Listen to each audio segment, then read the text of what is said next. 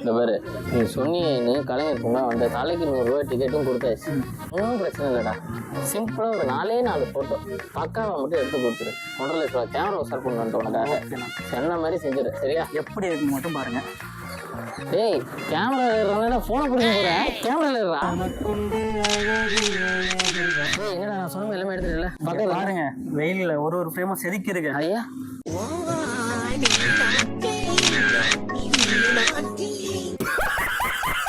டேய் என்னடா இது?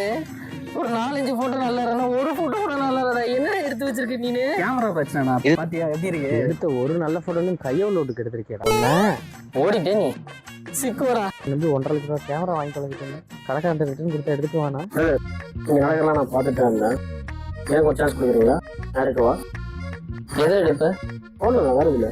ஐயோ, 1.5 லட்ச ரூபா கேமராலேயே 1 ரூபாய் எடுக்கலையா? நீ ஃபோனில் எடுக்கிறேன்ற ரெடியா பார்ப்போம். போய் அவனையும் நான் பார்க்குறேன். போய் ஒரு ட்ரை கொடு.